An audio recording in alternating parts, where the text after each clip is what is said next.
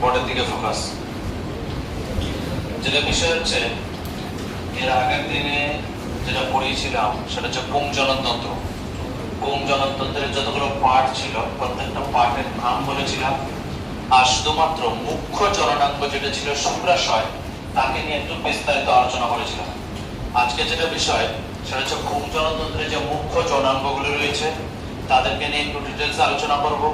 তারপরে আমাদের পুং জননতন্ত্র যে এত কিছু পড়ছি, যে জিনিসটা উৎপন্ন করে শুক্রাণু, আর তার আনুষঙ্গিক হিসাবে বা ধাত্র হিসাবে যে সিমেন বা বীর্য, তার যে উপাদানগুলো বা বীর্য জিনিসটা কি, এই যে জিনিসটা এটা পড়বো।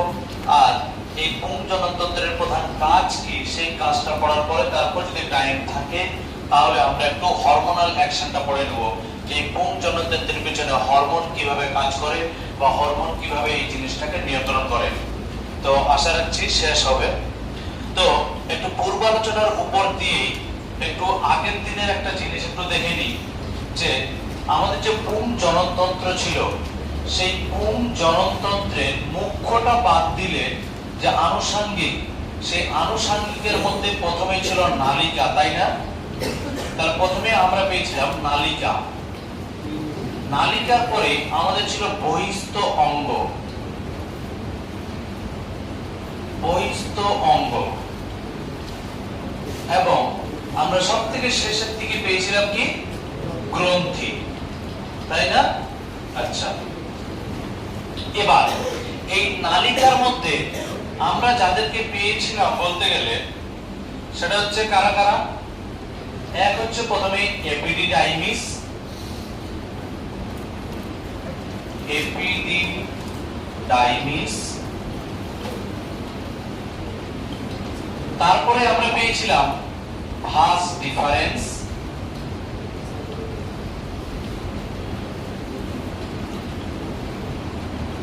ভাস ডিফারেন্স, আর তারপরে আমরা পেয়েছিলাম নিক্ষেপণ নালী। নিক্ষেপণ নালী, তারপরে আমরা পেয়েছিলাম মূত্র জনন নালী। মূত্র জনন নালী, এই কটা নালীকে আমরা পেয়েছিলাম। যদি বহিস্থ অঙ্গতে দেখতে যাই তাহলে পেয়েছিলাম স্ক্রোটাম। স্ক্রোটাম, আর পেয়েছিলাম শিশ্ন বা পেনিস।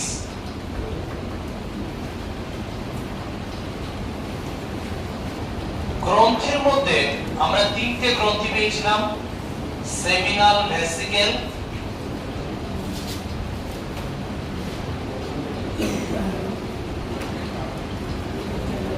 সেমিনাল ভেসিকেল, আমরা পেয়েছিলাম প্রোস্টেট, প্রোস্টেট, আর আমরা পেয়েছিলাম কাউপার। কাউপার, এই কটা জিনিস আমাদের আনুষঙ্গিকের মধ্যে ছিল, তাই তো? আচ্ছা, এবার হচ্ছে বিষয় যেটা, যে আমরা আজকে এই কটাকে একটু হালকা করে একটু ব্রডে যাবো আর কি, ডিটেইলসে জানবো। তো একটা একটা করে পার্ট ওখানে যাচ্ছি আমি। ফার্স্ট, এর আগে দিন যেহেতু ছবিটা আঁকিয়েছিলাম ওই ছবিটা থেকে রিলেট করবে। প্রথম হচ্ছে এপিডিডাইমিস। এপিডিডাইমিস, এই এপিডিডাইমিস যেটা, এটা যদি আমি একটু ছোট্ট করে কোশ্চেনে জানি তাহলে এইরকম শিম্পিজের ন্যায় আমাদের শুক্রাশয়। শুক্রাশয়ে যে উপরিভাগ, সেই উপরিভাগ থেকে শুরু হয় এবং নিচের দিকে এসে নেমে যায়। এক কথায় একটা শুক্রাশয়কে যদি লম্ব বরাবর ধরি তাহলে লম্বের দিক থেকে এইভাবে নামে এপিডিডাইমিস। এখন উপরিভাগ থেকে নিম্ন ভাগ, আর নিম্ন ভাগ থেকে নালীটা বেরিয়ে যায়। এই নালীটা যদিও পরবর্তীকাল বলছি, এই নালীটা আমরা যদিও জানি যে এই নালীটা কি। তো এই যে উপরে ক্যাপের মতো অংশ, উপরে বলতে বলা ভুল হবে, যে সাইডে, অর্থাৎ শুক্রাশয়ের যে লম্ব ভাগ, সেই লম্ব ভাগের সাইডে যে ক্যাপের মতো একটা অংশ, এটাই হচ্ছে এপিডিডাইমিস। এই এপিডিডাইমিস এখানে হচ্ছে মেন কথা নালী থাকে, বেশ কুণ্ডলীকৃত পেঁচানো নালী। এই এপিডিডাইমিসের যদি লেন্থ বলি, এর যদি লেন্থ বলি তাহলে এটা হচ্ছে 6 মিটার। এতটা? হ্যাঁ, অবশ্যই এতটা। তবে কি, যেহেতু পেঁচানো থাকে ওই জন্য ওই একটা জায়গায় বেশ ঘনীভূত অবস্থায় থাকে, কিন্তু এর লেন্থ অ্যাপ্রক্স হচ্ছে 6 মিটার। এবার যেটা বিষয়, এই এপিডিডাইমিসের কাজ কি?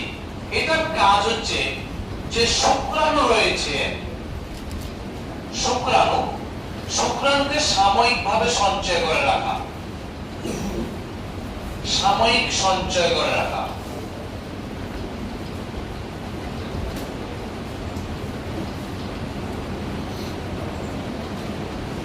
শুক্রাণুকে সাময়িক সময়ের জন্য সঞ্চয় করে রাখা, এই হচ্ছে এপিডিডাইমিসের কাজ। তাহলে বললাম যে এটা হচ্ছে শুক্রাশয়ের উপর থাকা একটা কুণ্ডলীকৃত ঘনীভূত নালী, সূক্ষ্ম নালী, যে নালীটার অ্যাপ্রক্স দৈর্ঘ্য হচ্ছে 6 মিটার, যার কাজ হচ্ছে শুক্রাশয়ে যে শুক্রাণুটা তৈরি হয় সেই শুক্রাণুটাকে সাময়িকভাবে সঞ্চয় করে রাখা। দ্বিতীয়, vas deferens.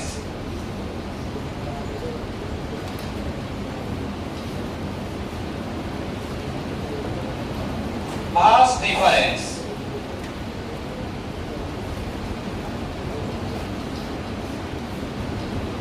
Vas deferens vas deferens যদি বলি তাহলে এটা দেখতে পাবো, এই যে এপিডিডাইমিস থেকে বেরিয়ে এসে নালীটা, এই নালীটার নাম হচ্ছে ভাস ডিফারেন্স, ভিডি, ভাস ডিফারেন্স। এই নালীটার নাম, যেটা কোথা থেকে বেরিয়ে এসেছে না এপিডিডাইমিস থেকে। এটাকে যদি আমরা লেন্থ হিসেবে বিচার করি তাহলে এর লেন্থ হচ্ছে 30 থেকে 45 সেন্টিমিটার। এর লেন্থ কত? 30 থেকে 45 সেন্টিমিটার। এটা সংখ্যায় হচ্ছে দুটি, এটা সংখ্যায় দুটি, দুটো শুক্রাশয় থেকে দুটো বেরিয়ে আসে, তাহলে সংখ্যায় হচ্ছে দুটি। আর এর যদি একটু মানে ভায়া বলি, ভায়া বলতে কোথা থেকে কোথায় যায়, তাহলে প্রথমত আমাদের যে শ্রোণী অঞ্চল, সেই শ্রোণী অঞ্চল যে স্ক্রোটাম থলি, সেই স্ক্রোটাম থলিতেই তো আমাদের শুক্রাশয় দুটো থাকে। তাহলে শুক্রাশয় থেকে উৎপন্ন লাভ করে, তাহলে শুক্রাশয় উৎপন্ন লাভ করলো, করার পর এটা একটা মাধ্যম দিয়ে যায়। কার মাধ্যম দিয়ে? এর নাম হচ্ছে শুক্ররজ্জু। শুক্ররজ্জু এর মাধ্যম দিয়ে বা এর মধ্যে দিয়ে যায়, এর মধ্যে দিয়ে পার করে যে উদর বা পেলভিক অঞ্চল, সে উদরে যায়। উদরে গিয়ে আমাদের যে ইনগুইনাল ক্যানেল, এর আগের দিন বললাম তাই না, ইনগুইনাল ক্যানেল, আগে উদরে শুক্রাশয় দুটি থাকে, তবে ইনগুইনাল ক্যানেলের মাধ্যম দিয়ে ওটা শুক্রাশয় দুটো নেমে আসে স্ক্রোটাম থলির মধ্যে, ওই ক্যানেলটা।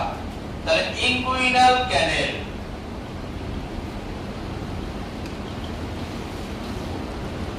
ইনগুইনাল ক্যানেল, এই ক্যানেলের মধ্যে দিয়ে পার করে এসে কোথায় মেশে? এসে এটা মেশে নিক্ষেপণ নালীতে, নিক্ষেপণ নালীতে এসে মিশে যায়। এই হলো এর পথটা।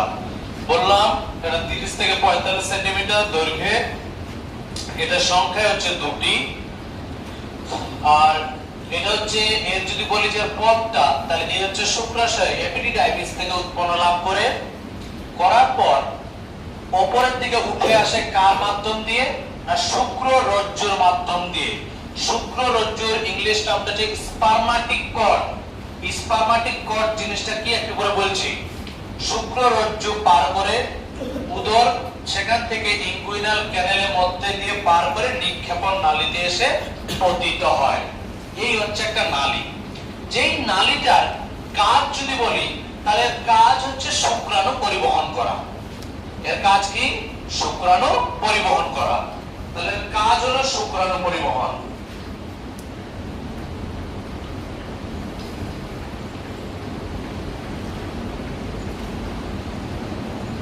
শুক্রাণু পরিবহন এর কাজ হচ্ছে শুক্রাণু পরিবহন।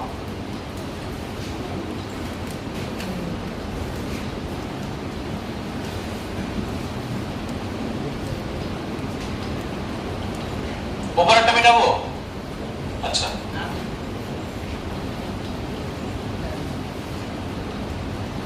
একটু শুক্ররজ্জুটা বলি আর কি। স্পারমাটিক কর্ড, একটা নোট দিয়ে লিখবে, এটা নোট। স্পারমাটিক কর্ড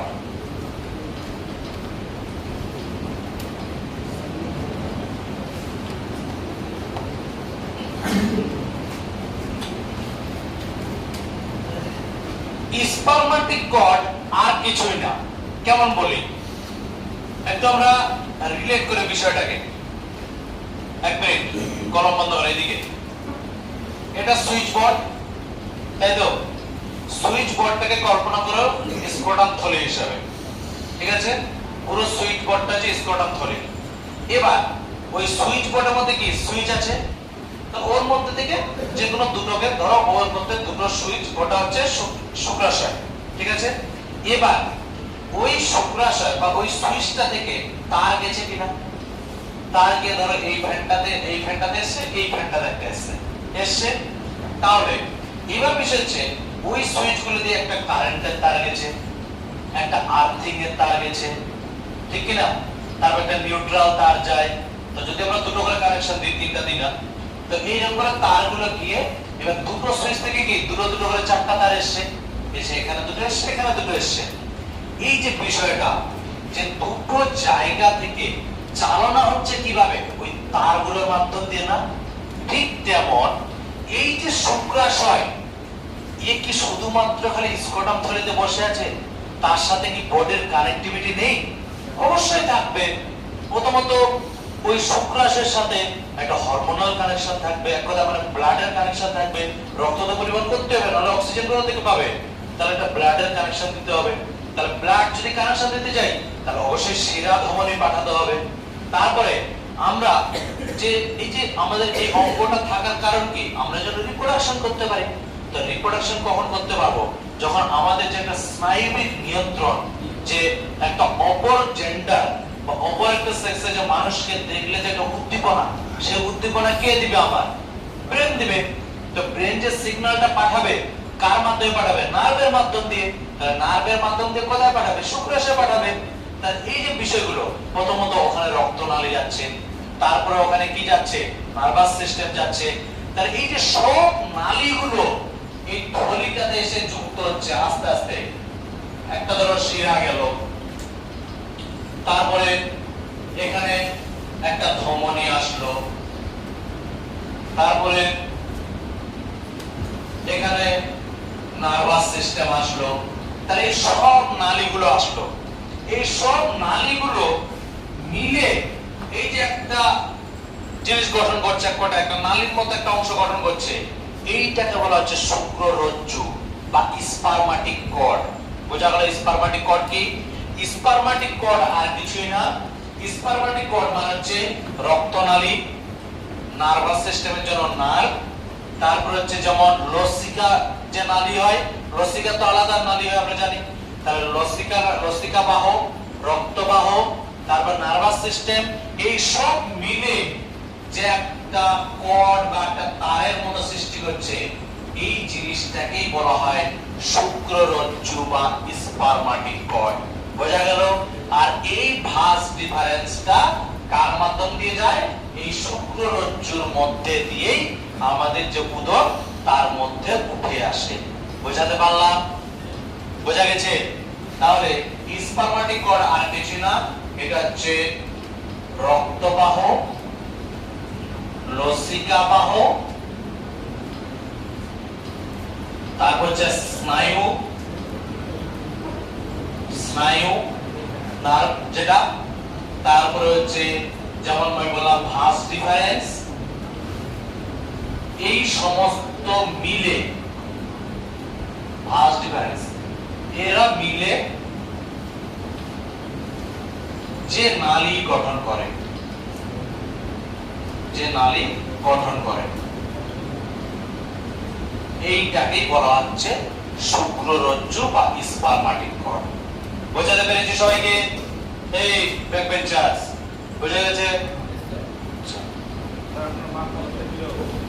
স্যার আপনার মা ফোন করে দিল।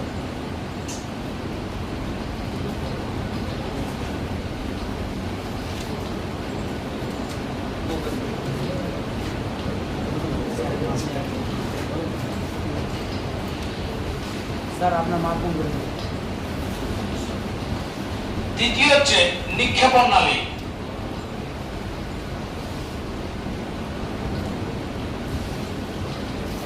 নিক্ষেপণ নালী, নিক্ষেপণ নালী এটা আর কিছু নয়, এটা হচ্ছে vas deferens, vas deferens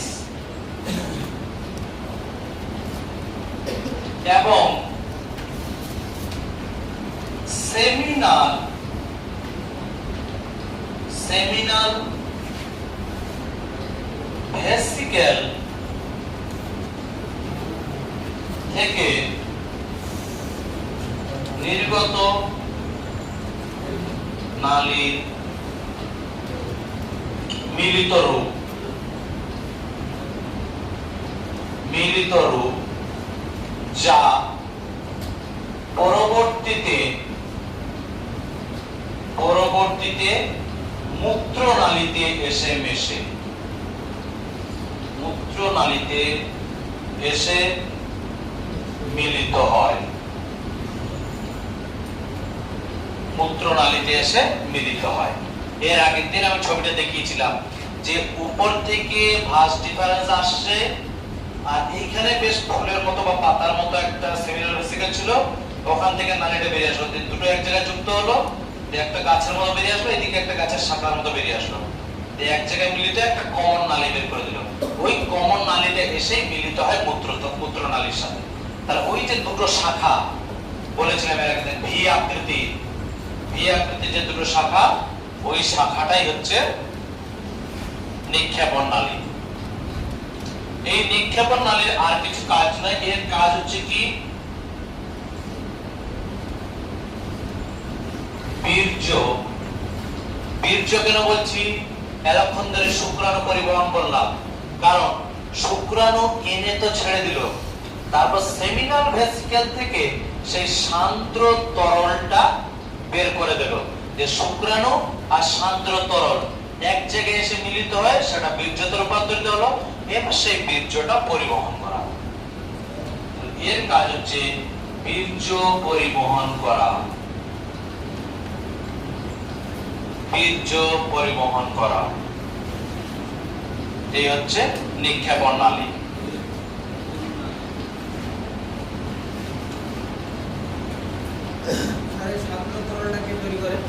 seminal vesicle, শুধুমাত্র সেমিনাল নয়, এক কথায় আমরা বলতে পারি যে গ্রন্থিগুলো তৈরি করে। তাহলে গ্রন্থি কটা তিনটা আছে। এবার হচ্ছে বিষয়টা কি, সান্দ্র তরলটাকে পুরোটা যদি 100% আমি ধরি, তাহলে কে কত পার্সেন্ট ভূমিকা পালন করে ওই তরলটা তৈরি করাতে, ওটা যখন আমরা শেষ থেকে বীর্যটা করব তখন আমরা জানতে পারবো যে কে কতটা তৈরি করছে, এবং ওই যে তৈরি হলো জিনিসটা তখন কি কি উপাদান থাকে সবকিছু আমরা এই তিনটা গ্রন্থি যখন পড়বো তখন আসছে।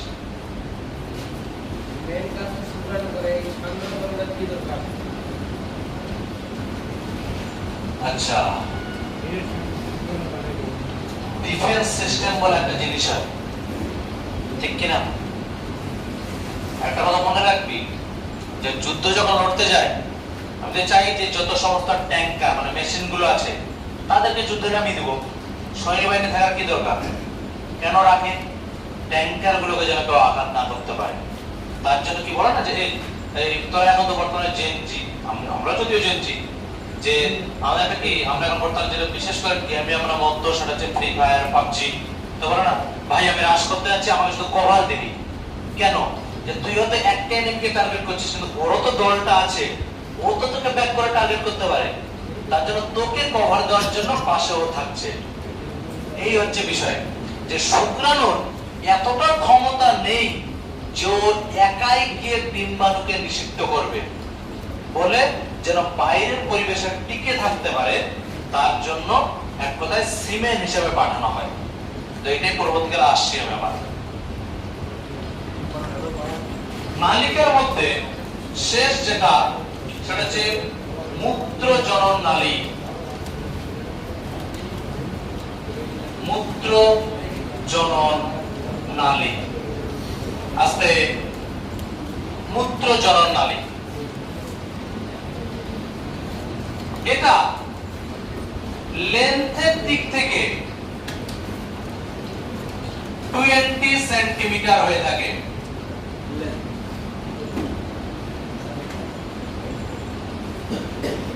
লেন্থের দিক থেকে 20 সেন্টিমিটার হয়ে থাকে।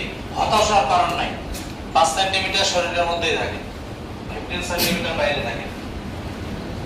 যারা যারা হতাশ হচ্ছে 20 সেন্টিমিটার, এতটা তো না, হতাশার কারণ নেই। 5 সেন্টিমিটার শরীরের মধ্যে থাকে, মানে তাদের পেটের মধ্যে, বাকি 15 বাইরে। তো যাই হোক, তো এটা হচ্ছে 20 সেন্টিমিটার মতো হয়ে থাকে এই নালীটা। এই নালীটা হচ্ছে কি না, ওখান থেকে চলে আসলো যেটা নিক্ষেপণ নালী, আর আমাদের যে মূত্রথলি আছে সেই মূত্রথলি থেকে বেরিয়ে আসছে মূত্রনালী। তাহলে মূত্রনালী আর নিক্ষেপণ নালী এক জায়গায় যুক্ত হয়ে গেল মূত্র জনন নালী। তাহলে এই যে মূত্র জনন নালীটা, এর তাহলে যদি আমি কাজ বলি, আগে কাজে আসি। এর যদি আমি কাজটা বলি, তাহলে এর কাজ কি? এক হচ্ছে মূত্র বের করে দেওয়া, আর এক হচ্ছে বীর্য ত্যাগ করা। তাহলে মূত্র ত্যাগ এবং বীর্য ত্যাগ, মূত্র এবং বীর্য ত্যাগ এর কাজ। আচ্ছা, এটা ওই যে বললাম যে 20 সেন্টিমিটার, হতাশ হওয়ার কারণ নেই, একটু ভাগ ভাগ করে দিই। মূত্র জনন নালী এটাকে 3টে ভাগে ভাগ করা আছে, বা 3টে পার্টে। তাহলে 3টে ভাগে ভাগ হয়। 3টে কি কি? এত হাসি কিসের? তোর নেই না, তোর বন্ধুর নেই?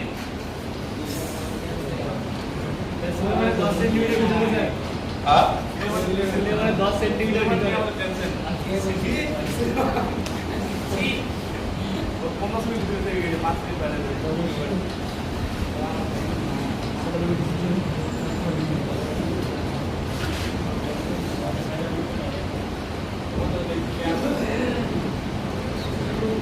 প্রোস্টেট ইউরেথ্রা, প্রথম যেটা পার্ট প্রোস্টেট ইউরেথ্রা,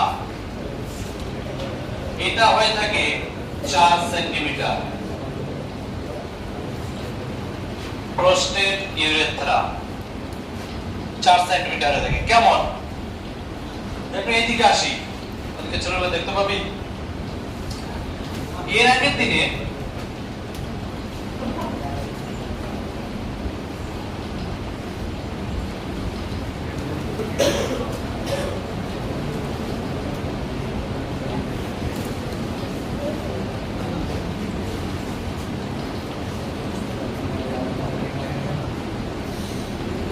এরকম করে নামিয়েছিলাম না, সেমিনাল ভেসিকেল দুটো ওইদিকে উপরে উঠে গেল, ওই দুটো হচ্ছে ভাস্ট প্যারেন্স। আচ্ছা, এই দুটো হচ্ছে নিক্ষেপণ নালী। এবার হচ্ছে বিষয়টা কি, এইখানে একটা গ্রন্থি এঁকেছিলাম, তাই না? পিরামিডের ন্যায়, পিরামিডের ন্যায় একটা গ্রন্থি এঁকেছিলাম এখানে, ওই থেকে বলেছিলাম প্রোস্টেট, তাই তো? আচ্ছা, এবার বিষয়টা কি হয়, যে মূত্র যে থলিটা বা মূত্রথলি থেকে যে মূত্রনালীটা আসে সেটা এসে এই জায়গাটায় ধর মিলিত হলো, এই জায়গাটায় মিলিত হলো। মিলিত হওয়ার পর তাহলে এখান থেকে এই যে আগেরটা এটা ছিল নিক্ষেপণ নালী, এবার এই যে যতদূর পর্যন্ত প্রোস্টেট গ্রন্থিটা থাকছে ততদূর অবধি মূত্রজনন নালীটা যেটুকু আছে এইটুকুটাই হচ্ছে প্রোস্টেট ইউরেথ্রা। বোঝা গেল কি বললাম? যে নিক্ষেপণ নালী শেষ হওয়ার পর আর মূত্রনালীটা এসে যুক্ত হওয়ার পর, হ্যাঁ, তারপরে যতদূর অবধি প্রোস্টেট গ্রন্থি ততদূর অবধি এই যেটুকু নালীটা এটার নাম হচ্ছে প্রোস্টেট ইউরেথ্রা।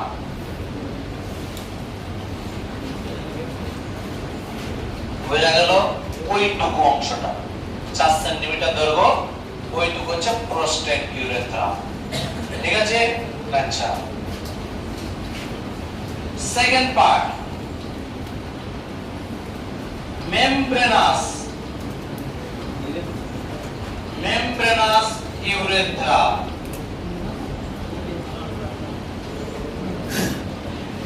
এরপরে 1 সেন্টিমিটার, মানে কথা বলতে পারিস বাল্ব ইউরেথ্রাল গ্রন্থি অবধি 1 সেন্টিমিটার, ওটা হয়ে গেল মেমব্রেনাস ইউরেথ্রা, যেটা দৈর্ঘ্য 1 সেন্টিমিটার।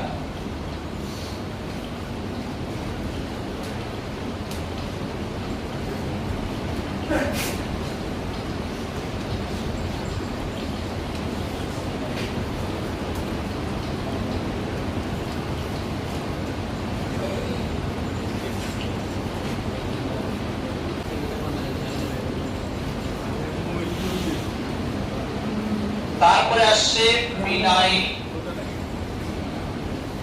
ইউরেথ্রা, এইটা হচ্ছে লাস্ট পার্ট, যেটা হচ্ছে 15 সেন্টিমিটার অ্যাপ্রক্স, যেটা সবার ক্ষেত্রে সমান হয় না, সে 2-1 সেমি ঘাটতি হতে পারে, সেটা আলাদা বিষয়। চওড়া চওড়া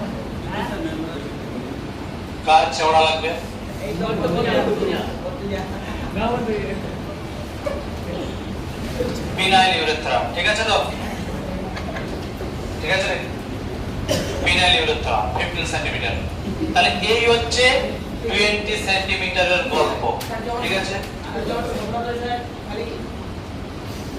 ভিডিওটা আছে না কোথায় আছে? আর কি আছে? বীর্যটা সাগর, বীর্যের মধ্যে শুক্রাণু অবস্থান। শুক্রাণু যদি না থাকে ওটাকে বীর্য বলা যায় না। বোঝা গেল? হ্যাঁ, তো সিমেন তখনই নাম পড়বে যদি ওর মধ্যে শুক্রাণু থাকে। তাহলে স্বপ্নদোষের সময় ওই অর্ধতল জিনিসটা পড়ে না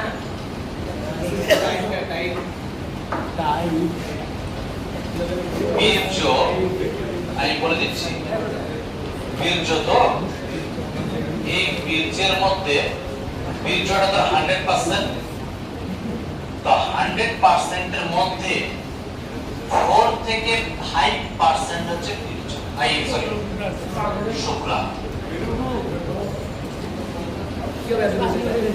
বোঝা গেল? তাহলে শুক্রাণু যদি না থাকে ওটাকে বীর্য বলা যাবে না। হ্যাঁ, ওটাকে যদি সংখ্যায় ধরা হয় ওটা 300 বিলিয়ন সংখ্যাতে থাকে। হ্যাঁ, magnesium, potassium, calcium, hydrogen, carbon ডাই অক্সাইড। ওর বীর্যতে হয় না, অগ্নুৎপাতে হয়। Carbon, hydrogen, helium, radon, xenon আর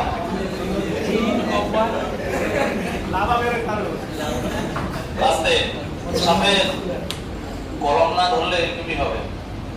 স্বপ্ন দেখতে দেখতে আবার এমন না হয় যে ক্লাস চলছে পড়ে গেল।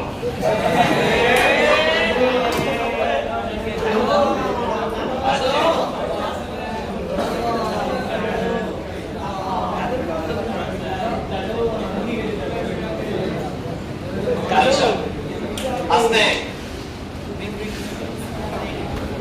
এবার আমরা আসছি বহিস্থ অঙ্গে। আস্তে স্ক্রোটাম, স্ক্রোটাম। স্ক্রোটাম হচ্ছে একটা থলি, যে থলির মধ্যে শুক্রাশয়ের অবস্থান। ঠিক আছে, এই যে থলি বা ব্যাগের মতো স্ট্রাকচার, এটা 7টি লেয়ার নিয়ে গঠিত। 7 লেয়ার, 7টা লেয়ার থাকে। ওই লেয়ার গুলো নিয়ে গঠিত হচ্ছে স্ক্রোটাম থলি বা ব্যাগটা। 7টা যে থলি বলি, এটা মুখস্থ করাটা জরুরি। সব থেকে বাইরে হচ্ছে চর্ম বা স্কিন হলো। Second, tunica darts, tunica darts. ঠিক আছে, থার্ড, কোহি স্পারমাটিক, কোহি স্পারমাটিক ফাসা, কোহি স্পারমাটিক ফাসা। তারপরে রয়েছে আমাদের ক্রিম্যাস্টেরিক ফাসা, ক্রিম্যাস্টেরিক ফাসা।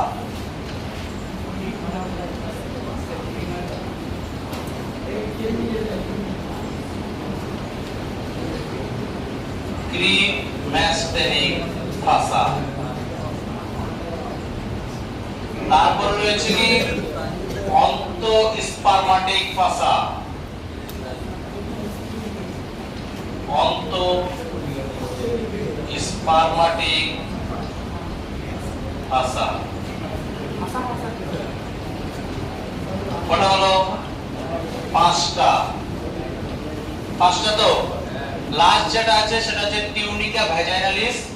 তো টিউনিকা ভ্যাজাইনালিস যদি একটা ধরি তাহলে 6টা হলো, কিন্তু টিউনিকা ভ্যাজাইনালিস দুটো লেয়ার নিয়ে গঠিত হয়।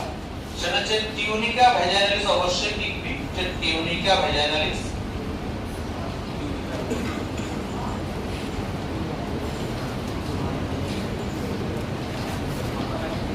ভ্যাজাইনালিস, টিউনিকা ভ্যাজাইনালিস এর দুটো লেয়ার, একটাকে বলা হচ্ছে প্যারাইটাল, প্যারাইটাল, আর একটা হচ্ছে ভিসেরাল, ভিসেরাল। এই হচ্ছে, যদি ওই দুটোকে ধরি তাহলে ওই হিসেবে 7টা হয় আর কি পরপর, যেহেতু লেয়ার ধরতে তো হবে। তাহলে এই হচ্ছে 7টা লেয়ার স্কিনের, মানে সরি স্ক্রোটামের। চর্ম সবথেকে বাইরের, তারপর রয়েছে টিউনিকা ডার্টস, ওই স্পারমাটিক ফাসা, ক্রিম্যাস্টেরিক ফাসা, অন্তঃস্পারমাটিক ফাসা, টিউনিকা ভ্যাজাইনালিসের দুটো, প্যারাইটাল আর ভিসেরাল। এই হচ্ছে 7টা লেয়ার স্ক্রোটামের। এই কারণেই বারবার একটা কারণ উল্লেখ করি, তাপমাত্রা, টেম্পারেচার। একমাত্র 7টা লেয়ার থাকার একটাই কারণ, সেটা হচ্ছে যেন টেম্পারেচারটা নিয়ন্ত্রণে থাকে। কারণ স্ক্রোটামের যে টেম্পারেচার সেটা হচ্ছে 33 ডিগ্রি বা 34 ডিগ্রি, যা হোক 33 থেকে 34 ডিগ্রি সেন্টিগ্রেড তাপমাত্রা। তার এই যে তাপমাত্রাটা বজায় রাখা, এটা কিন্তু ভাইটাল বিষয়। কারণ আমি বলেছি যে এর থেকে বেশি তাপমাত্রা হলে শুক্রাণু কিন্তু মারা যাবে, শুক্রাণু উৎপন্ন হতে পারবে না। তাহলে যেন এই যে নরমাল টেম্পারেচার 33 থেকে 34 ডিগ্রি সেন্টিগ্রেড, এটা বজায় রাখার জন্যই এই অবস্থার আর কি, মানে এইরকম 7টা লেয়ার এর মধ্যে অবস্থান করছে।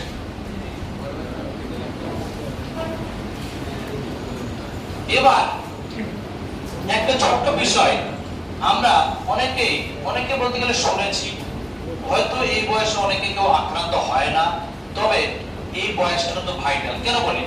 কারণ এখন আমরা সবথেকে একটু খেলাধুলায় মগ্ন থাকি, আমাদেরকে খেলাধুলা ভালো লাগে। যেমন এখন বর্তমানে এমএস প্রিমিয়ার লিগ চলছে তোদের, তাই তো? আচ্ছা, এবার এখানে কয়েকজন আছে যারা একেবারে মানে বলটার আগে মনে হচ্ছে ওরা নিচে চলে যাবে, এত জোরে বল ছুড়ে। সামিউল একটা ভালো বেশ স্পিডে বল করে। এবার ওই বল যদি ব্যাটে সংযোগ হয়, নট ক্রিকেট ব্যাট, অন্য ব্যাটে যদি সংযোগ হয়, বলে ব্যাটে সংযোগ আলাদা বিষয়, যদি বলে বলে সংযোগ হয় তাহলে কিন্তু জান বেরিয়ে যাবে। বেরিয়ে যায় কিনা? বলতে গেলে অনেকজন সেন্সলেস হয়ে যায় যদি ওই রকম স্পিডে লাগে। তো বিষয়টা কি হয়, এই বয়সে আমরা একটু প্লাস মারপিটও করি, মারপিটে যেখানে সেখানে পা ছড়ি, বিষয়টা হাসির নয়। যদি কোনো কারণে কি হয় না, এই যে দুটো লেয়ার দেখতে পাচ্ছি প্যারাইটাল আর ভিসেরা, এই দুটো লেয়ারের মাঝে থাকে তরল, যেটাকে বলা হচ্ছে হাইড্রোসিলিক তরল।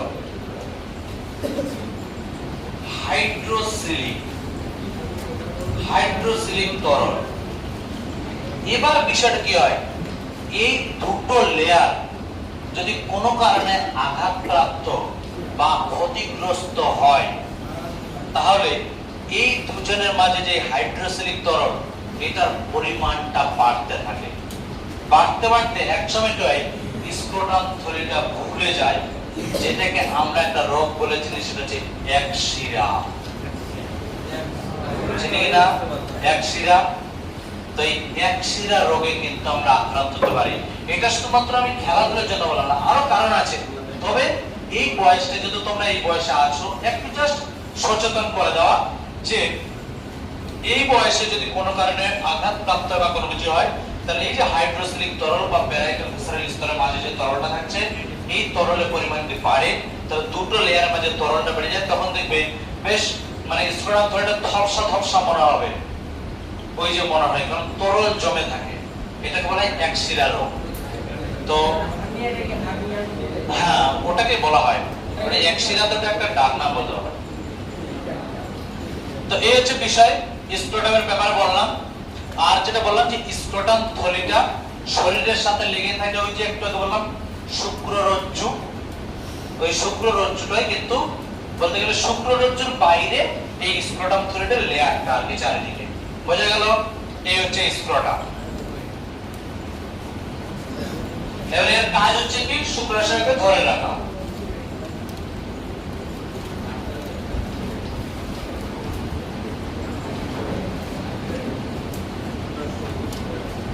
লাস্ট আমাদের যেটা বিষয় আসছে, পেনিস।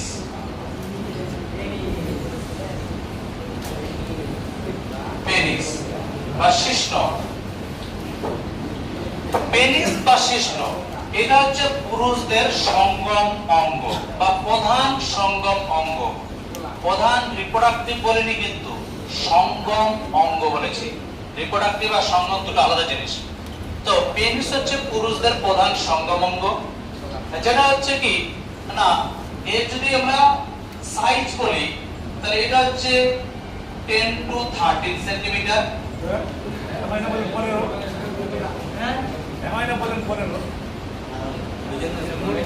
ওটা ওর মধ্যে থাকা নালী, নরমাল অবস্থা তো এটা না, নরমাল অবস্থা থেকে আরো কম।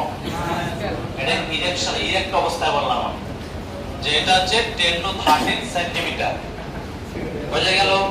আচ্ছা, এর যে বিষয়টা, এটাকে যদি আমরা একটু মানে ওই যে বরাবরই বলি যে নিলাম কাটলাম, এটা যদি এইভাবে দেখা যায়, তাহলে কি দেখতে পাবো, সেটা যে বিষয়। তো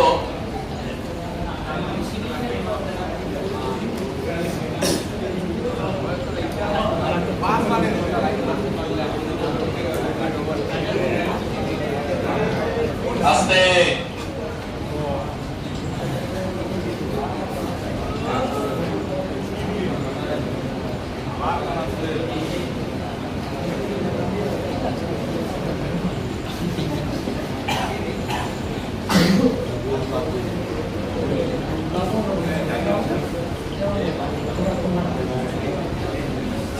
আস্তে প্রথমে একটু ইন্টারনালে যাই।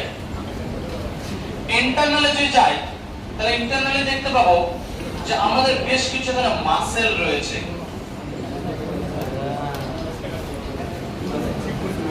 আস্তে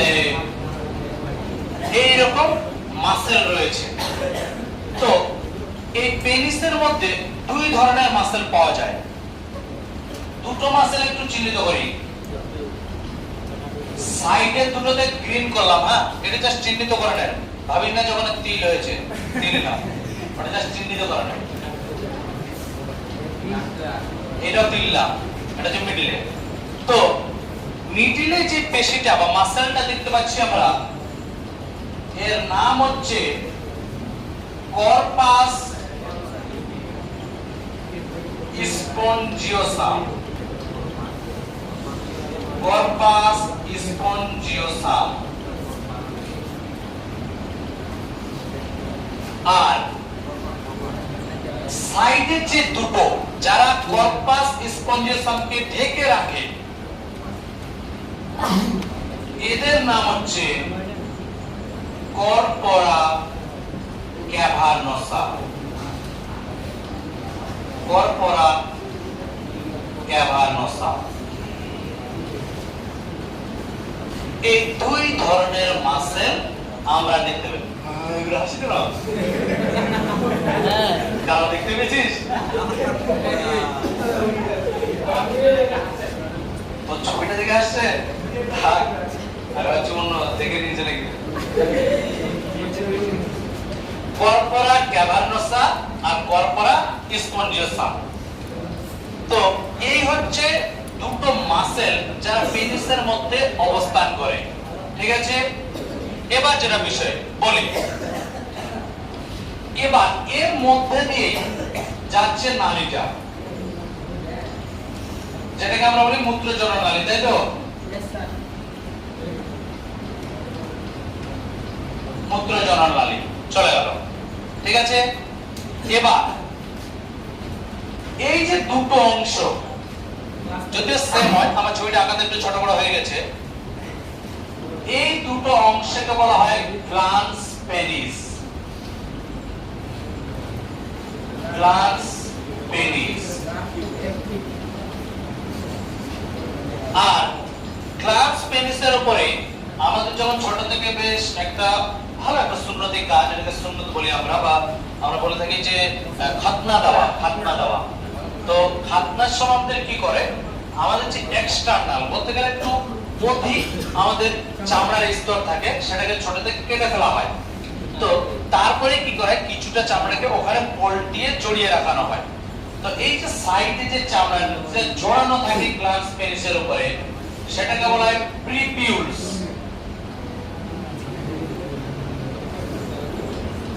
প্রিপিউলস বুঝা গেল? তাই পেনিসে আপাতত এটাই যে এটা এতটা লেন্থ, এটা যদি বলা যায় তাহলে এর মধ্যে দুই ধরনের মাসেল আমরা পেয়ে থাকি, কর্পাস স্পঞ্জিওসাম, কর্পোরা ক্যাভার্নোসা। এর সামনের দিকে যে অংশটা সেটা হচ্ছে গ্ল্যান্স পেনিস, আর এর উপরে জড়ানো যে একটা চামড়া থাকে সেটাকে বলা হয় প্রিপিউলস। ঠিক আছে, আচ্ছা, এই হচ্ছে বিষয়গুলো। এবার কি হয় না, আমরা সবসময় যদিও পেনিসের লেন্থ একই থাকে না, কারণ একটা নরমাল অবস্থা থাকে, একটা উত্তেজিত অবস্থা থাকে। উত্তেজিত অবস্থাতে এর দৈর্ঘ্যটা বাড়ে, ইরেক্ট হয়, এবং নরমাল অবস্থাতে এর দৈর্ঘ্য ছোট থাকে। সেটা কারণ হচ্ছে এটাই যে এর মধ্যে যে মাসেলগুলো তাদের কন্ট্রাকশন আর রিল্যাক্সেশন, সরি এক্সট্রাকশনের ব্যাপার থাকে, ওই কারণে এটা হয়ে থাকে। বা ব্লাড ফ্লো আমাদের বেশি হয়, আমাদের স্নায়ুতন্ত্রের নিয়ন্ত্রণে ব্লাড ফ্লো অধিক পরিমাণ হয় যখন আমরা উত্তেজিত হয়ে যাই, বলে সেটা দৈর্ঘ্যে বাড়তে থাকে।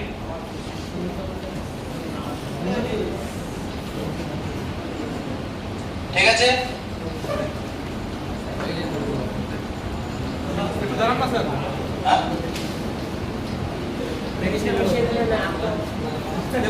কর্পোরা স্পঞ্জিওসাম ছিল, এটা কারণ খাতা থেকে লিখে নেন। আচ্ছা, আস্তে এবার আসছি তিনটে গ্রন্থি, ছোট ছোট, বেশি নেই। সেমিনাল ভেসিকেল,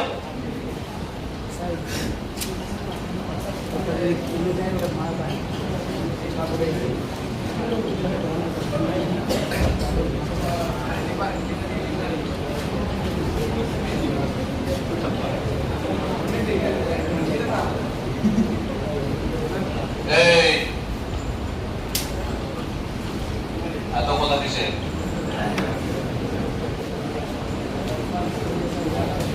ফার্স্ট যেটা আমরা পড়বো সেটা হচ্ছে সেমিনাল ভেসিকেল।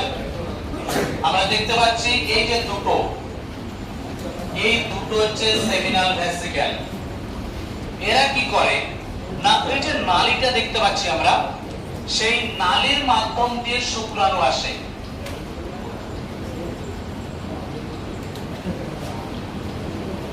শুক্রাণু আসে, এসে এবার কি হয়, এই সেমিনাল ভেসিকেল এর বের করে দেয় একটা সান্দ্র পদার্থ, সান্দ্র অর্ধ তরল পদার্থ, নট বীর্য, অর্ধ তরল পদার্থ। তাহলে সেমিনাল ভেসিকেল, হ্যাঁ দুটো থেকে, সেমিনাল ভেসিকেলের কাজ হলো এটাই যে যে ভাঁজ ডিফারেন্স থেকে শুক্রাণুগুলো আসে তাদের সাথে একটা সান্দ্র অর্ধ তরল পদার্থ মিশিয়ে দেওয়া। বোঝা গেল? আপাতত এইটুকুই যে শুক্রাণুরা আসে, তবে এখানে অবশ্যই মনে রাখতে হবে শুক্রাণু কিন্তু সেমিনাল ভেসিকেলের মধ্যে প্রবেশ করে না। বারবার বলছি, শুক্রাণু নালী দিয়ে আসছে, সেমিনাল ভেসিকেল তরলটাকে পাঠাচ্ছে, একসাথে এসে এই কমন নালীতে মিশ্রিত হয়ে যায়। কোনদিন শুক্রাণু সেমিনাল ভেসিকেলে ঢুকবে না, সে বাইরে থেকে আসবে আর অর্ধ সান্দ্র তরল পদার্থটাকে বাইরে বের করে দেবে, দুটো একসাথে মিশে তারপরে প্রবাহিত হবে। বোঝা গেল? এই হচ্ছে সেমিনাল ভেসিকেল বা শুক্রথলি বলা একে। তারপরে যেটা বিষয় আসছে সেকেন্ড, সেটা হচ্ছে প্রোস্টেট গ্ল্যান্ড। প্রোস্টেট গ্ল্যান্ডের সেম একই কাজ, সেটা হচ্ছে কি, এও কি করে, এই যে নালীটা রয়েছে এই নালীর মধ্যে তরল নিক্ষেপ করা বা তরল ত্যাগ করা, তরল ত্যাগ। এবার এই তরলের মধ্যে কি থাকে না থাকে যখন আমরা বীর্য বলে আলাদা একটা টপিক পড়বো তখন জানবো কোন গ্রন্থি তরলে কি কি দেয়। আর তারপরে একটু নিচে নেমে এসে এখানে দুটো মোটর দ্বারাগ্রাহী গ্রন্থি থাকে, যেটাকে আমরা চিনি কি বলে, কাউপার গ্ল্যান্ড বা বাল্বোইরেথ্রাল গ্ল্যান্ড। এই গ্ল্যান্ড দুটো কি করে না তরল ইজেক্ট করে, তরল ত্যাগ দিয়ে তিন গ্রন্থি থেকে নির্গত তরলগুলো শুক্রাণুর সাথে মিলে তারপরে যেটা আমরা পাই সেটাকে বলা হয় বীর্য বা স্পার্ম। বোঝা গেল? তারপরে পরিপূর্ণ সিমেন্ট বা বীর্য, তার আগে কিন্তু পরিপূর্ণ সিমেন্ট বা বীর্য নয়। তবে আমি বলে দিচ্ছি এই বীর্য তৈরিতে কার কত পার্সেন্ট ভূমিকা আছে। আমি বলে দিলাম একটু আগে যে বীর্য যদি 100% হয় তাহলে শুক্রাণু ওর মধ্যে হচ্ছে 4 থেকে 5%। বোঝা গেল? সেমিনাল ভেসিকেল যে সান্দ্র তরলটা দেয় সে দেয় 60 থেকে 75% ম্যাক্সিমাম, 60 থেকে 75% তরল সান্দ্র তরলটা সেটা ওই দেয়। এ দেয় 25 থেকে 30%, আর এ দেয় কাউপার গ্ল্যান্ড দেয় 1 থেকে 2%। এই হচ্ছে বীর্য তৈরিতে ভূমিকা, মানে কে কত শতাংশ ভূমিকা রাখে। যে ওখান থেকে যে শুক্রাণু সে 4 থেকে 5%, সান্দ্র অর্ধতরল পদার্থ যেটা দিয়ে দিচ্ছে সেমিনাল ভেসিকেল সে দিচ্ছে 60 থেকে 75%, যেটা প্রোস্টেট গ্ল্যান্ড দিচ্ছে সে দিচ্ছে 25 থেকে 30%, আর যেটা কাউপার গ্ল্যান্ড দিচ্ছে সে দিচ্ছে 1 থেকে 2%। তবে কাউপার গ্ল্যান্ডের ম্যাক্সিমাম কাজটা যেটা হয় সেটা হচ্ছে ওই যে নালীটা, ওই নালীটাকে পিচ্ছিল রাখা, যেন খুব সহজে বীর্যটা বেরিয়ে আসতে পারে। বোঝা গেল? খুব সহজে যেন বীর্য ত্যাগ হতে পারে। এবং সঙ্গমকালে পেনিসকে যে পিচ্ছিল রাখা, সেই পিচ্ছিল রাখা কাজগুলো কিন্তু এই কাউপার গ্ল্যান্ড করে থাকে বিশেষ করে। তো ওই জন্য বলতে গেলে বীর্য তৈরিতে ভূমিকা খুব কম। ঠিক আছে? এই হচ্ছে আমাদের পুংজননতন্ত্রের অন্তর্গত যে গৌণ যৌনাঙ্গগুলো ছিল তাদেরকে প্রত্যেকটাকে আমরা ডিটেইলস ভাবে জানলাম যে কার কি কাজ বা কে কোথায় কিভাবে থাকে না থাকে। বোঝা গেল? আচ্ছা, এই হচ্ছে বিষয়। এবার এর আগের দিনে সাথে রিলেট করব বিষয়টাকে, সেটা হচ্ছে এই পার্টের একটা লাস্ট পার্ট রয়েছে যে পুংজননতন্ত্রের কাজ কি। পুংজননতন্ত্রের কাজ হলো শুক্রাণু উৎপাদন। সেই জিনিসটা আমি টেস্টিস পড়ানোর সময় বলেছি, শুক্রাশয় পড়ানোর সময়। তারপর বলেছি হরমোন উৎপাদন, সেটাও বলেছি। এই দুটো জিনিস তার এটা পুংজননতন্ত্রের অন্তর্গত। আর একটা জিনিস যেটা শুক্রাণু পরিবহন, এই জিনিসটা বলিনি, কারণ পরিবহনটা কে করে থাকে? গৌণচরণগুলো। তাহলে পুংজননতন্ত্রের যদি কাজ বলে থাকে, তাহলে পুংজননতন্ত্রের কাজ ছোট্ট করে 3টা পয়েন্ট লিখে রাখবি। তাহলে পুংজননতন্ত্রের যদি ফাংশন বলে, ওই দুটোর মধ্যে আবার ফাংশনটা টেস্টিসের চলে আসবে। এক হচ্ছে শুক্রাণু উৎপাদন, শুক্রাণু উৎপাদন। 2 হচ্ছে হরমোন উৎপাদন, হরমোন উৎপাদন। আর 3 হচ্ছে শুক্রাণু পরিবহন, শুক্রাণু পরিবহন। এই হচ্ছে পুংজননতন্ত্রের কাজ। এর মধ্যে থেকে দুটো কাজ, প্রথম দুটো কাজ হলো টেস্টিসের কাজ। বোঝা গেল? এই হচ্ছে পুংজননতন্ত্র পুরোপুরি।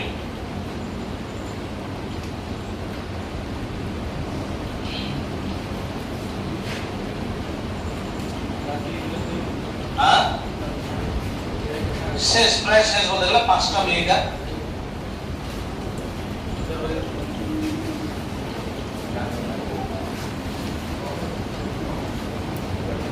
5 মিনিট।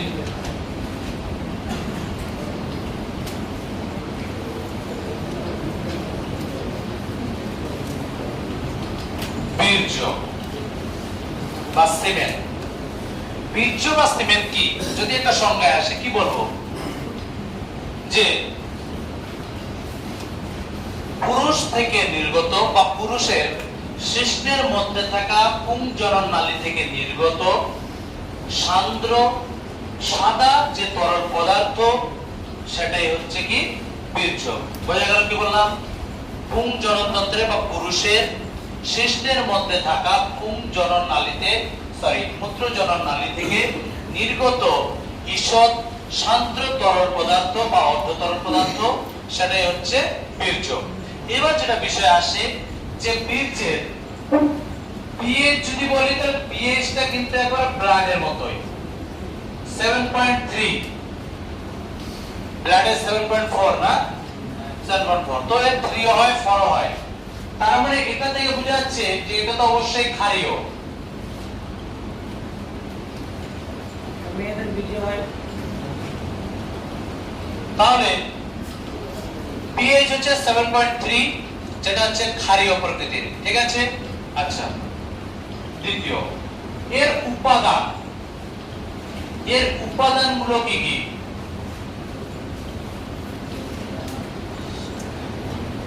এর উপাদানগুলো যদি বলি, সর্বপ্রথম শুক্রাণু তো থাকবেই,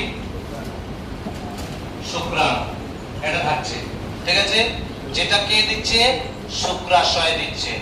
ঠিক আছে? আচ্ছা, তাহলে ওটাকে আলাদাই করে দিলাম প্রথমে। দ্বিতীয়, এর মধ্যে থাকে অ্যামাইনো অ্যাসিড, অ্যামাইনো অ্যাসিড, যেটা থাকছে সাইট্রেট, সাইট্রেট। এর মধ্যে থাকছে উৎসেচক, উৎসেচক। এর মধ্যে থাকছে ফ্রুক্টোজ,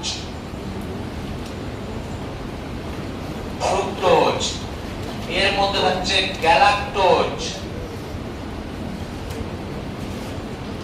গ্যালাক্টোজ। এগুলো হচ্ছে প্রধান প্রধান বলছি। এর মধ্যে যেমন থাকে prostaglandin hormone, prostaglandin hormone.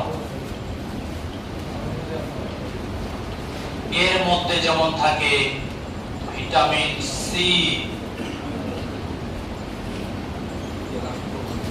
Vitamin C, বোঝা গেল?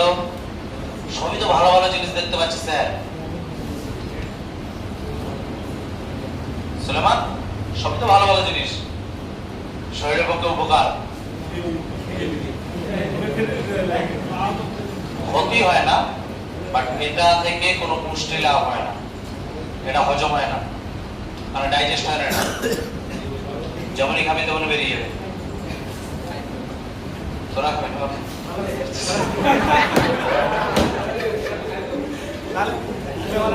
আস্তে।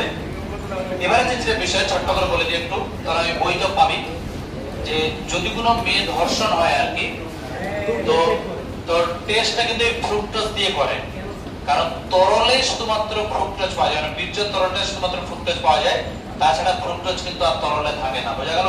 মানে তরলে শুধুমাত্র ফ্রুক্টোজ পাবি, তাছাড়া অন্য কোনো জায়গায় পাবি না। তো যদি ফ্রুক্টোজ থাকে সেটাই চেক করা হয়। এবার হচ্ছে যেটা বিষয়, যে এই যে কালারটা দিয়ে লিখলাম, এই যে পুরোটা রেডটা বাদ দিয়ে এই জিনিসগুলো দিয়ে থাকে সেমিনাল ভেসিকল। এটা দিয়ে থাকে সেমিনাল ভেসিকল, এই কটা জিনিস। এখনো শেষ হয়নি উপাদান, অনেক কিছু থাকে। আরে মানে আর দুজনের আছে, একজনের তো নাই বললেই চলে, একদম ফুলাই বানাবে। আচ্ছা 7 না, চলে এদিকে 8। জিঙ্ক, এই কেমিস্ট্রিতে ঠিক আছে, জিঙ্ক 2+ তো 2+ই হয়। জিঙ্ক 9, CaCO3, ক্যালসিয়াম কার্বনেট, এটা ক্ষারীয় না রে? ক্ষারীয়। আচ্ছা 10, ফাইব্রিনোজেন,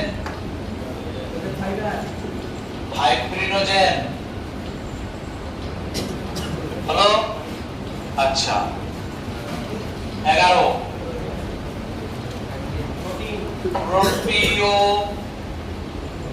প্রোটিওলাইটিক উৎসেচক। প্রোটিওলাইটিক উৎসেচক মানে যে প্রোটিনকে ভাঙে, যে উৎসেচক প্রোটিনকে ভাঙে তাকে বলা হয় প্রোটিওলাইটিক উৎসেচক।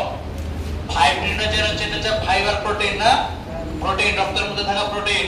ক্যালসিয়াম কার্বনেট এটা তো যৌগ আর কি, যেটা ক্ষারীয় যৌগ। আর জিঙ্ক হচ্ছে একটা আয়ন। এর বলি বিষয়টা, জিঙ্ক শুক্রাণুকে শক্তি দেয়। কি দেয়? শক্তি দেয়। এখানেও আছে যেমন ফ্রুক্টোজ, গ্যালাক্টোজ, এরাও শুক্রাণুকে খাদ্য দেয়। তবে জিঙ্ক একটা কাজ কি করে, শুক্রাণু মানে শুক্রাণু যাচ্ছে আর কি, আর জিঙ্ক দিলে মোটিলিটি বাড়লো, মানে হ্যাঁ পুষাব আর কি হলো। CaCO3 ক্যালসিয়াম কার্বনেট, এটা হচ্ছে ক্ষারীয়, এটা হচ্ছে সুলেমান বলছে কি করে যে CO3 শুক্রাণুর হাড়কে শক্ত করে। তো 10 শুক্রাণুর হাড় আছে,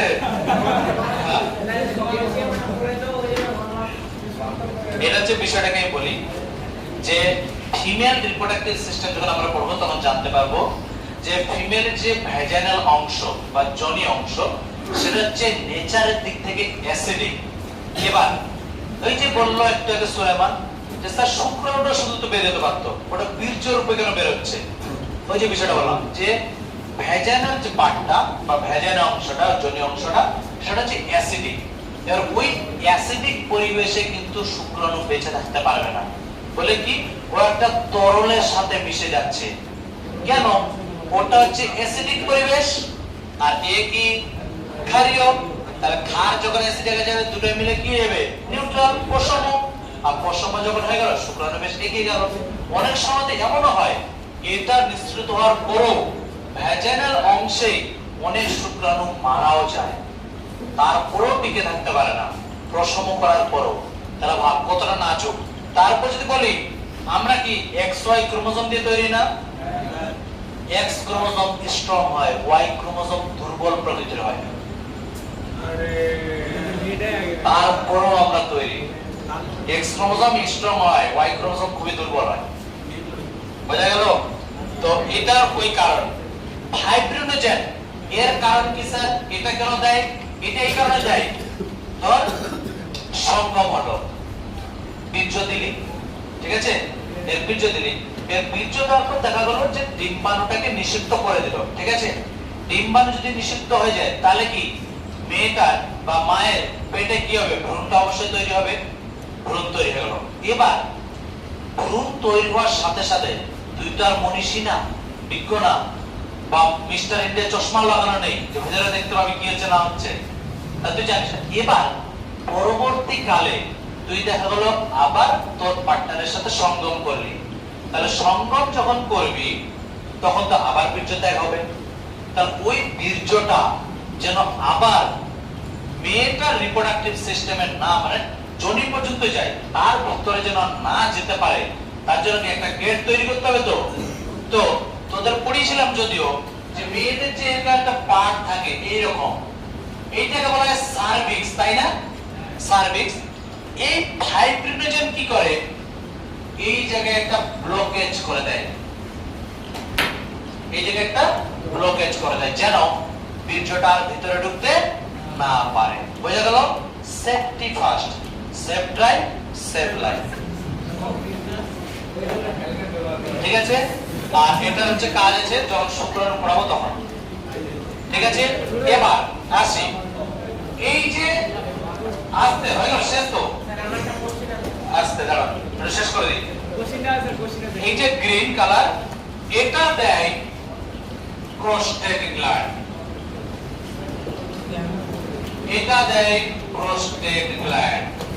বোঝা গেল? ওই জন্য বলে দিচ্ছি। তাহলে এইগুলো দিল সেমিনাল ভেসিকেল, ওটা দিল প্রোস্টেট গ্ল্যান্ড, ঠিক আছে। এটা তো শুক্রাশয় দিল, তুই এটাও জানিস না এতদিনে?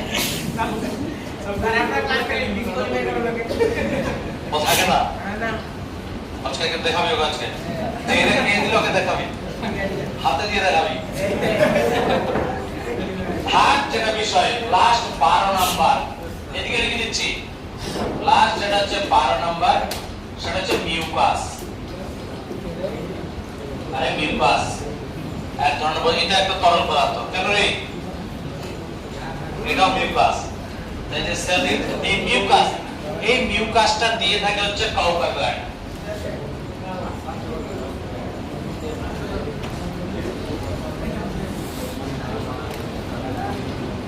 বোঝা গেল? এই হচ্ছে পুরো বীর্যের উপাদান। বোঝা গেল? এগুলো সব গ্লাসে নিবি, ঘর করে দিবি, বীর্য উৎপাদন হয়ে গেল, ঠিক আছে।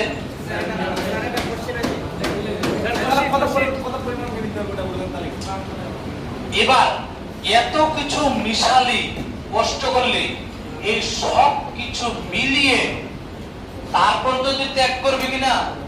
তারপরে তুই ত্যাগ করবি 2 থেকে 3 ml।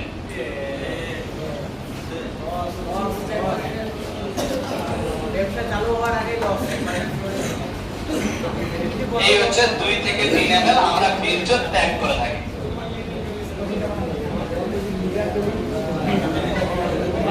আস্তে আস্তে আপাতত বলতে গেলে এখন শুধু 3টে লাইন আছে। এক হচ্ছে মানে এখানে বীর্যের কাজ কি? বীর্যের কাজ হচ্ছে প্রথমত বললাম শুক্রাণুকে রক্ষণাবেক্ষণ করা, ঠিক আছে, শুক্রাণুকে পুষ্টি যোগান দেওয়া, এইগুলো আর কি। তো ওগুলো যা হোক কাজগুলো তোরা পড়ে নিবি যে বীর্যের কাজ কি। আচ্ছা, আজকে হচ্ছে এই পর্যন্তই। চাইছিলাম হরমোনাল অ্যাকশনটা পড়াবো, আস্তে চাইছিলাম হরমোনাল অ্যাকশনটা পড়াবো। তো যাও হরমোনাল, আর 2-3টা রোগ আছে, কালকে আমরা বা এর পরের দিন ক্লাসে আমরা ফিমেল রিপ্রোডাক্টিভ সিস্টেমে ঢুকবো।